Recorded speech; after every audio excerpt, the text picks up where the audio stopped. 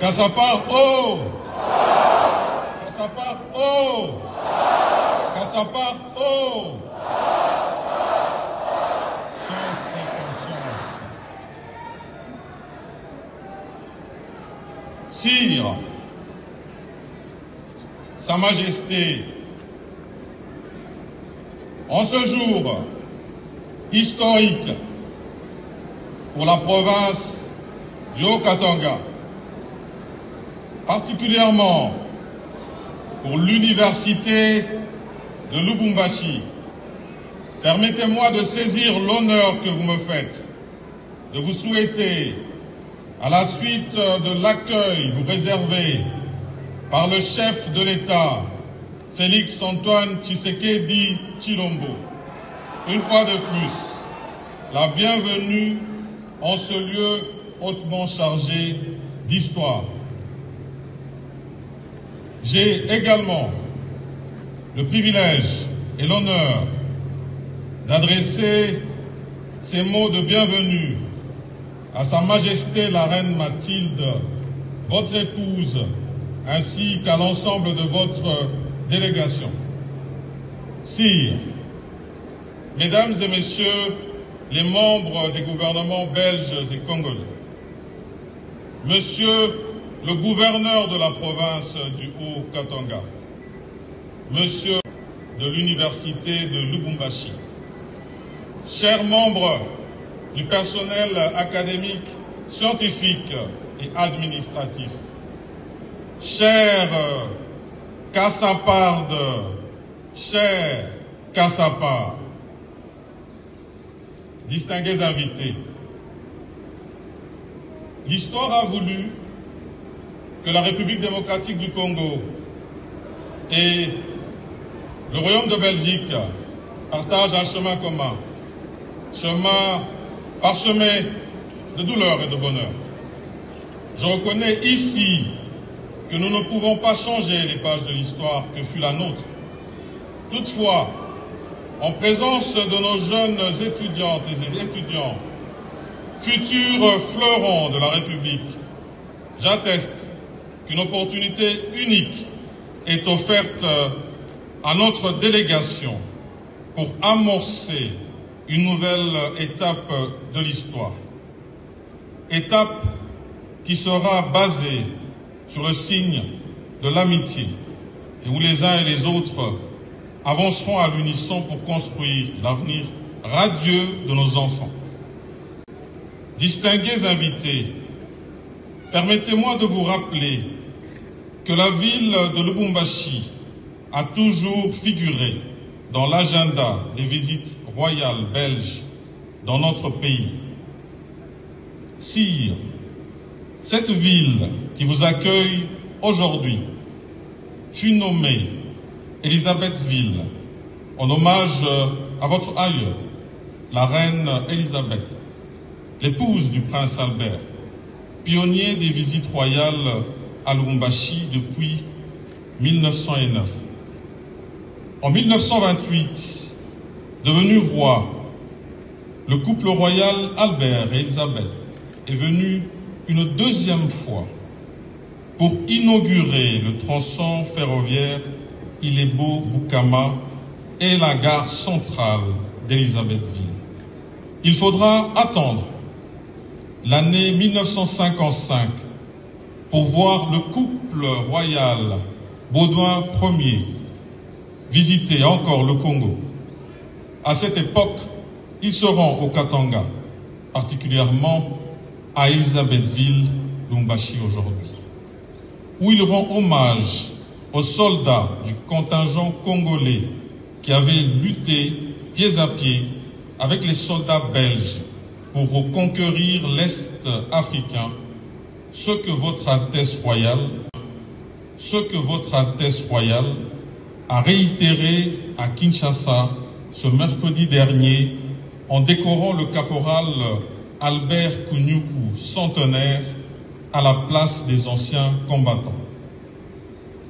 C'est à compter de cette époque que quelques avenues du quartier industriel de Lubumbashi seront baptisées des noms des localités autrefois conquises par nos forces, à l'instar de l'avenue Kibati, Umaenge et j'en passe.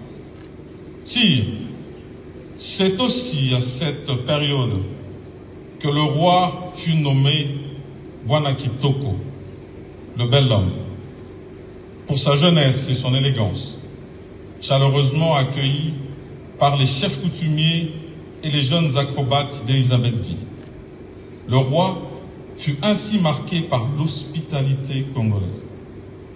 En 1970, sous le régime Mobutu, le couple royal Baudouin Ier viendra assister aux cérémonies de commémoration du 2e anniversaire de l'indépendance du Congo, alors Zaïre.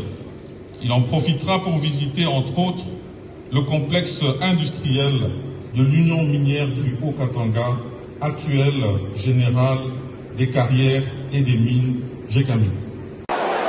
Kassapa, oh! Kassapa, oh! Kassapa, oh!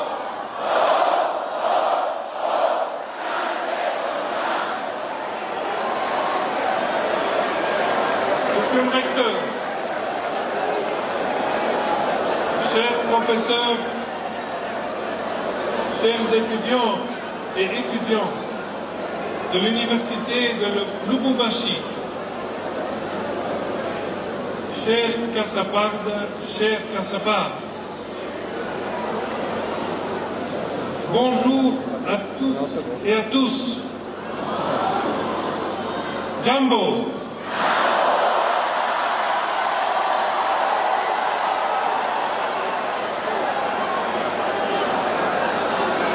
Nous savions que l'accueil à Lubumbashi serait à la mesure de votre hospitalité légendaire. Mais votre talent à recevoir des hôtes étrangers dépasse toute attente. La chaleur de votre accueil nous va droit au cœur. Merci à vous, Monsieur le recteur. À vous, membres du corps professoral, et à vous, étudiants de cette belle université. Plus de 50 ans après le dernier passage de mon oncle, le roi Baudouin,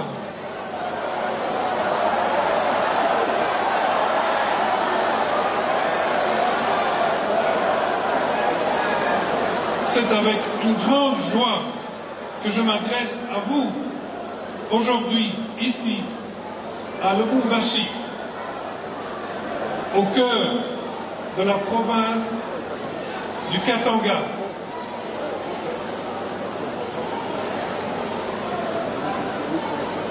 Et à travers vous, je m'adresse à tous les jeunes du Congo. Ce voyage en République démocratique du Congo, nous l'attendions depuis longtemps et nous souhaitions découvrir votre pays en profondeur. C'est pourquoi nous avons désiré être ici avec vous aujourd'hui. Ces derniers jours, nous avons déjà pu saluer la mémoire, celle de notre histoire commune, tout ce qui a tissé, heureusement, mais aussi parfois douloureusement, nos liens. Nous avons pu visiter de nombreux projets et réalisations dans des domaines aussi divers que l'emploi, la recherche biomédicale, l'éducation et le patrimoine culturel. La reine et moi avons été très impressionnés par la qualité de l'engagement de tous les acteurs concernés. Chers étudiants, ce futur, il vous appartient.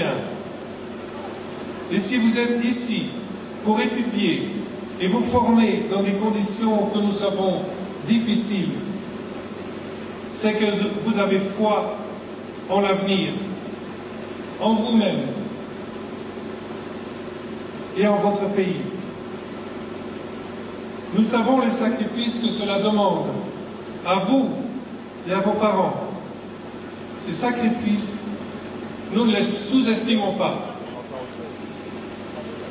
Nous saluons d'autant plus le choix que vous avez fait de développer vos talents personnels afin de devenir des acteurs responsables dans la société congolaise. Vous faites partie d'une génération qui développe un sens aigu des défis de nos sociétés. Et je sais combien vous, plus que toute autre jeunesse à travers le monde, aspirez à la sécurité, à la paix et à la justice. Le Congo dispose de nombreuses richesses dans son sous-sol. Il vous revient de tirer ces richesses naturelles le plus de valeur ajoutée dans votre pays, au profit des Congolais, grâce aux aptitudes que vous aurez acquises.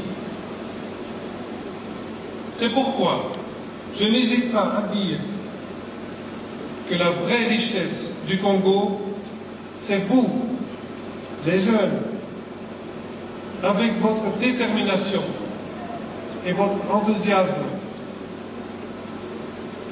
Une mine, on peut l'épuiser. Le talent et la volonté de la jeunesse, sa soif de savoir, par contre, sont inépuisables. J'exprime le vœu que vous puissiez vous épanouir et servir à votre tour le bien commun de la nation et du continent africain.